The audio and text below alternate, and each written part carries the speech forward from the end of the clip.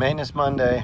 A big part of what we do every Monday that we have the course closed is bunker maintenance. These bad boys take a lot of detail work, and what we're working on today is this area, like right kind of the interface between the flat ground and that vertical rise as it starts to go up. And the reason why we need to continue touch that area up is as the guys walk around the perimeter and they rake the outside lip every morning, they tend to grab the sand and pull it up and pull it up and pull it up, and this is what happens.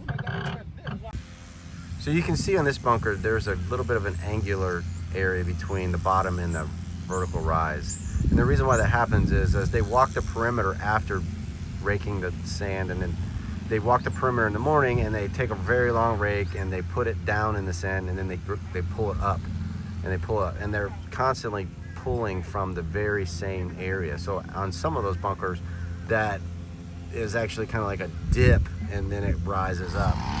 And so what we're doing now is we're edging everything, we're blowing it all out, and then we're going in and actually pulling that sand back down and filling that angular void down the bottom so that we can then get this sort of shape. So you can see they're just pulling down the excess material in the face and just leaving it right there where that crease is.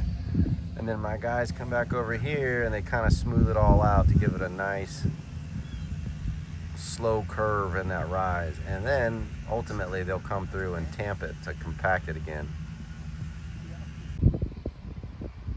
So that's the goal right there, where we have gone through and redistributed the sand off the vertical face and got rid of that crease in the transition area from the horizontal to the vertical.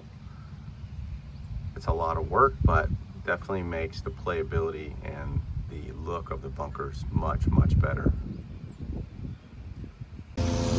Another part of Maintenance Monday is making sure we have nice, consistent greens.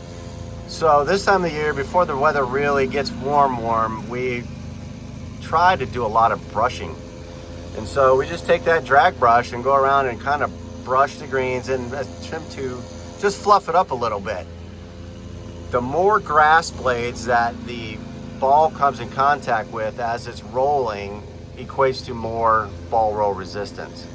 So the greens have been rolling like a consistent 11, and I just stamped number 1 after we went through this whole brushing, mowing process, and number 1 was rolling a 12 right after we brush and rolled it, or brush and mowed it. So it's about managing the leaf surface. We want to try and get those leaves to stand up. We want nice, thin, very fine textured leaves.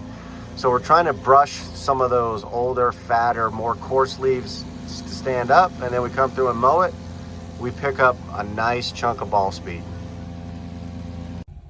So after we fluff them up, we mow them, and you can see pretty healthy line right there, kind of right there.